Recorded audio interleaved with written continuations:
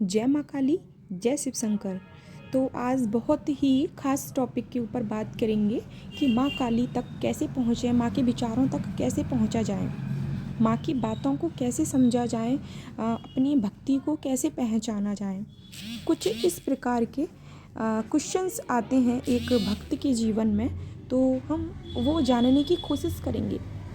माँ एक प्रचंड शक्ति है, माँ ममतामयी है, माँ इस पृथ्वी की महामाया है, पृथ्वी की संचालन देवी है।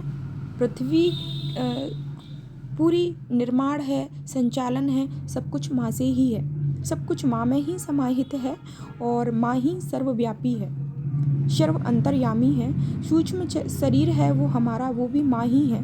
तो हर वस्तु पृथ्वी की, हर चीज़ सूक्ष्म से सूक्ष्म सब कुछ माँ ही है और माँ में ही सब कुछ समाहित है। तो भक्त के जीवन में, एक साधक के जीवन में बहुत सारे परिवर्तन आते हैं, बहुत सारी चीज़ें होती हैं जो सूक्ष्म से सूक्ष्म चीज़ें होती हैं जो समझना बहुत सरल नहीं होता। उसको समझने के लिए भक्त को अपने विचारों पर ध्यान केंद्रित करना होता है। जब तक एक भक्त, एक साधक जीवन में चमकना चाहता है, चमकना आगे चाहता है, वो तब तक माँ तक नहीं पहुँच पाता। माँ उसको चमकाने के लिए, उसको तराशने के लिए बहुत कुछ देती है, लेकिन एक सरल साधक होता है नहीं समझ पाते। बहुत सारे बच्चे हैं, बहुत सारे साधक हैं, भक्त हैं, माँ की कृपा है, उनके पास सब कुछ है, लेकिन कहीं ना कहीं माँ तक नहीं पहुँच पाते, माँ के विचारों को नहीं समझ पाते। माँ आपको क्या देना चाह रही है, माँ हमसे क्या कहना चाह रही है, माँ हमको क्या मैसेज देना चाह रही है। सबसे महत्वपूर्ण ये है कि माँ के विचारों को कैसे समझा जाए।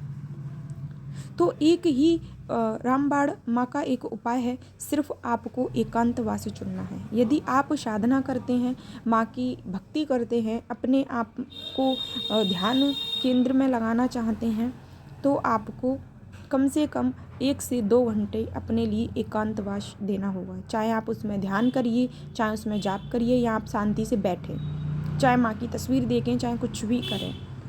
माँ आपको पूरे दिन, व्यक्ति का जीवन इतना कठिन हो गया है, इतना बिजी हो गया है कि जो माँ संदेश देती है अपने साधक को, भक्तगणों को, भक्तगण नहीं पहचान पाते, कहीं ना कहीं इग्नोर कर देते हैं। सोशल मीडिया में इतना बिजी है व्यक्ति, अपने कार्यों में माँ इतना व्यक्ति बिजी हो चुका है कि हम माँ के दिए हुए संदेशों को नहीं पहचान पाते। और जब हम माँ के दिए हुए संदेशों को नहीं पहचान पाते तो हम फिर इधर उधर भटकते हैं, और भटकने से सारी कहानी खराब हो जाती है। तो इसलिए माँ आपको कुछ इस प्रकार के संकेत देती है, मैं आपको बताने जा रही हूँ, ध्यान से सुनिएगा। माँ प्रत्यक्ष रूप से प्रकट नहीं होती। 1%, सिर्फ 1% भक्त ऐसे हैं जिनके सामने माँ प्रकट होती होगी, लेकिन बहुत ही वो भाग्यशाली, सौभाग्यशाली, उनकी तपस्या बहुत विरल, बहुत कठिन होती है।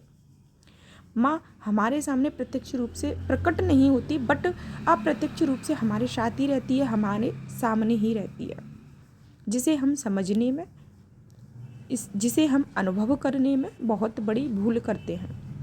अपनी अज्ञानतावश मानव प्रवृत्ति के हैं, अज्ञानता है हमारे अंदर, और हम अज्ञानतावश हम भूल कर देते हैं माँ को पहचानने में। तो क्या वो संकेत देती हैं माँ अपने भक्त को, अपने साधकों को? एक इस व्यस्त जीवन में माँ प्रत्यक्ष रूप से नहीं आ पाती, और आपको माँ से कनेक्ट होने के लिए माँ ध्यान करना पड़ेगा, एकांतवास अपनाना होगा। ये पहला ही संकेत होता है कि माँ आपको चाहती है कि आप एकांत में जाइए और उनसे अपनी एनर्जी कनेक्ट कर पाएँ। ये माँ का ही संकेत होता है कि आपके मन में विचार आ रहे हैं कि कोई हमसे बात ना करें, कोई हमें डिस्टर्ब ना करें, हमें शांत रहने दें। जब आप शांत रह पाओगे, कम से कम बोल पाओगे, तो अपनी एनर्जी को माँ से कनेक्ट कर पाओगे। दूसरा संकेत ये है कि माँ आपको स्वप्न के माध्यम से बहुत सारे मैसेज देती है। एक साधक के जीवन में स्वप्न आना, एक भक्त के जीवन में स्वप्न आना, और एक सामान्य व्यक्ति के जीवन में स्वप्न आना, दोनों में ही बहुत अंतर होता है। जब एक भक्त के जीवन में स्वप्न आता है तो वो माँ से जुड़े इस जीवन से जुड़े, जन कल्याण से जुड़े हुए स्वप्न होते हैं। उसकी पूजा से, भक्ति से, जीवन कल्याण से ऐसे कई भिन्न विचार होते हैं, टॉपिक्स होते हैं। माँ उसके ऊपर एक भक्त को स्वप्न दिखाती है और वो स्वप्न बहुत ही दिव्य स्वप्न होते हैं, जिसे व्यक्ति सोचने पर मजबूर हो जाता है। एक साधक भी सोचता है कि आज हमारी माँ ने हमें क्या संदेश दिया है। फिर वो अंतर्ज्ञान से माँ उसको बता देती है। कहीं ना कहीं अंतर्ज्ञान आना स्टार्ट हो जाता है। जब आंतरिक ज्ञान आना शुरू हो जाता है तो खुद पे खुद आप विचारों को समझने लगते हैं और माँ की लीलाओं को पहचानने लगते हैं। माँ को समझना बहुत ही सरल है, लेकिन मानव प्रवृत्ति ऐसी है, वो बहुत कठिन है, बहुत उलझी हुई है।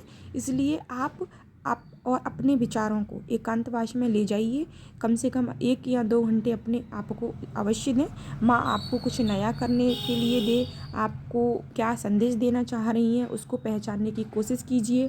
माँ से प्रार्थना कीजिए और जब माँ आपको कुछ संदेश दें तो माँ के सामने अवश्य रखें। यदि वो आपके लिए होगा तो माँ अवश्य आपको आगे की राह दिखाएंगी। और भी माँ तक पहुँचने के कई रास्ते हैं।